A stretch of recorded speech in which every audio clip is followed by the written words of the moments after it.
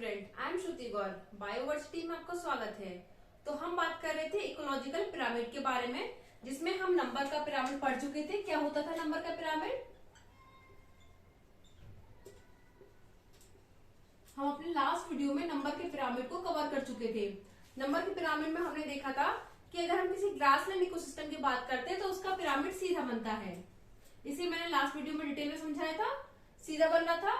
और वहीं हम किसी एक ट्रीज को लेकर के चलते हैं तो, या फॉरेस्ट इकोसिस्टम की बात करते हैं, उसमें ट्रीज को लेकर के चलते हैं तो उसका पिरामिड उल्टा बनता है ग्रासलैंड इकोसिस्टम में। क्योंकि हम नंबर पिरामिड में क्या करते हैं, नंबर्स को काउंट करते हैं ना, नंबर्स देखते हैं, पॉपुलेशन का नंबर देखते हैं।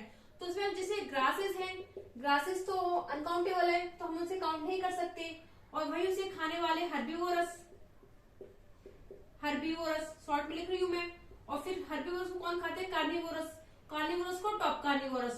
तो हमने देखा था इसका पिरामिड, ग्रासलैंड इकोसिस्टम का पिरामिड सीधा बन रहा था। और वहीं हम किसी एक ट्रीज को लेकर के चलते हैं तो इसमें एक्सेप्शन देखते हैं। अगर हम ट्री का देखें, ट्री में कौन बैठा है? काफी सारी बर्ड्स होती हैं, बर्ड्स को खाने वाले पैरासाइट्स होते हैं। तो हमने देखा इसका पिरामिड सीधा भी बनता है और उल्टा भी बनता है, नंबर पिरामिड। ठीक है, शॉर्ट में समझाऊंगी क्योंकि लास्ट वीडियो में पूरा डिटेल में समझा चुकी हूँ। तो अब हम बात करते हैं अपने बायोमास का पिरामिड, जहां पर हमारा वीडियो स्टॉप हो गया था, बंद हो गया था। अब हम बात करते हैं बायोमास का पिरामिड। हाँ, बायोमास पिरामिड।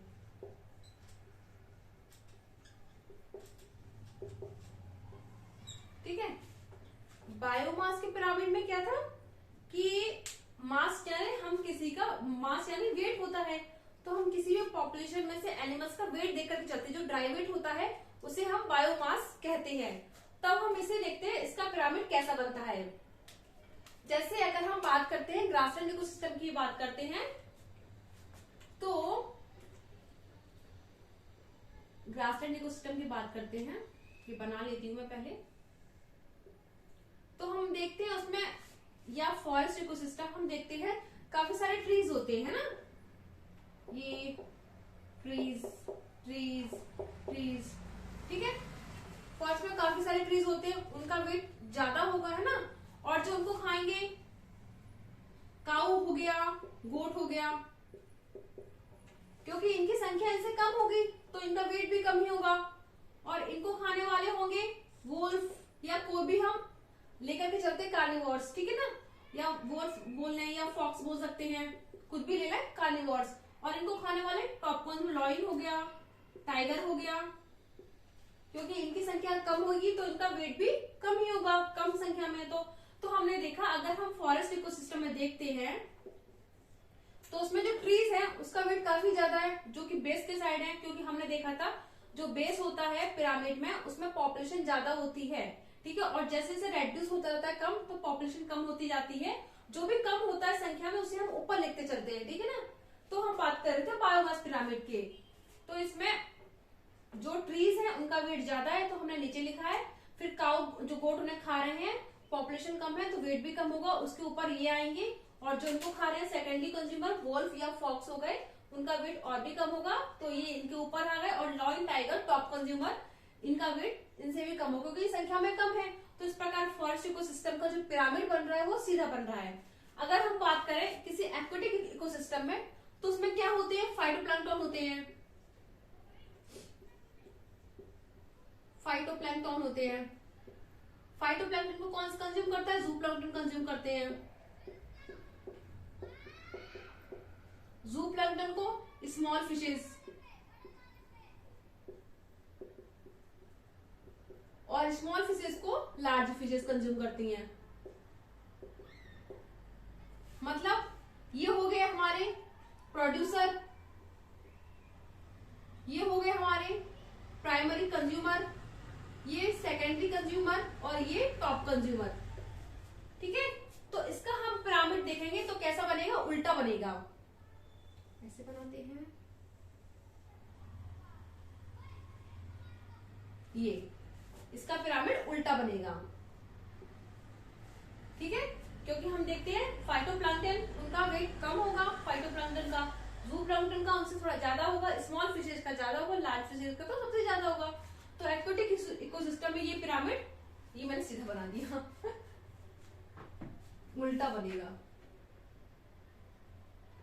बोल उल्टा रहे हैं, बना सीधा रहे हैं।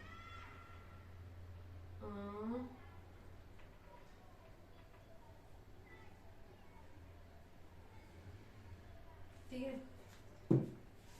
हाँ ऐसे बनाते हैं, ऐसे।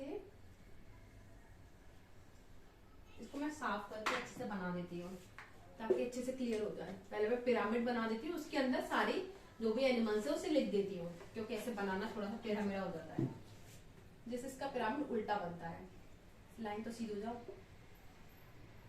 ये ठीक है। फाइटोप्लैंक्टन हो गए, ये फाइटोप्लैंक्टन, ये जूप्लैंक्टन हो गए, जूप्लैंक्टन। इनको खाने वाली स्मॉल फिशेज हो गई, स्मॉल फिशेज, स्मॉल फिशेज को खाने वाली लार्ज फिशेज, लार्ज फिशेज हो गई। ठीक है, तो हमने देखा जो एक्वेटिक इकोसिस्टम उसका पिरामिड उल्टा बनता है, वहीं हम किसी फॉरेस्ट इकोसिस्टम की बात करते हैं तो उसका पिरामिड सीधा बनता है। तो बायोमास का पिरामिड भी अपराइट भी देखते हैं और इन्वर्टेड भी देखते हैं। फाइटोप्लैंक्टन क्या होते हैं? प्रोड्यूसर होते हैं, और ये जो जू प्लैंक्टन होते हैं वो होते हैं कंज्यूमर, प्राइमरी कंज्यूमर, ये होते हैं सेकेंडरी कंज्यूमर, ये होते हैं टॉप कंज्यूमर। ठीक है, ये फाइटोप्लैंक्टन, ये जू प्लैंक्टन, ये स्मॉल फिशेज, ये लार्ज फिशेज। ठीक है, तो बायोमास का पिरामिड सीधा भी बन रहा है और उल्टा भी बन रहा है। अब हम बात करते हैं अपने लास्ट पिरामिड के बारे में, जो है हमारा एनर्जी का पिरामिड। एनर्जी का पिरामिड हमेशा हमेशा बस हमें ये ध्यान रखने की बात है कि बायोमास का और नंबर का पिरामिड सीधा भी बनता है और उल्टा भी बनता है, लेकिन अगर हम वही एनर्जी की बात करें तो उसका पिरामिड हमेशा सीधा बनेगा। चाहे क्वेश्चन कैसा भी पूछ ले जाए, हमें बस अपने दिमाग में ये याद करके रखना है कि एनर्जी का पिरामिड हमेशा सीधा बनेगा, कभी भी उसका पिरामिड उल्टा नहीं बनेगा। क्योंकि इसका रीजन क्या है, लिख देती हूं मैं, एनर्जी पिरामिड।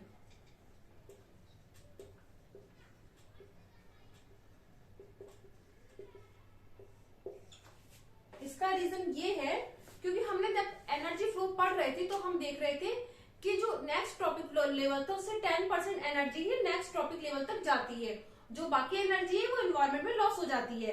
तो वहीं अगर हम किसी भी इकोसिस्टम की बात कर लें, चाहे हम बात करें फॉरेस्ट इकोसिस्टम की बात करें सॉरी, फॉरेस्ट इकोसिस्टम की अगर बात करते हैं तो वही हो जाएगा producer, primary consumer, secondary consumer, top consumer.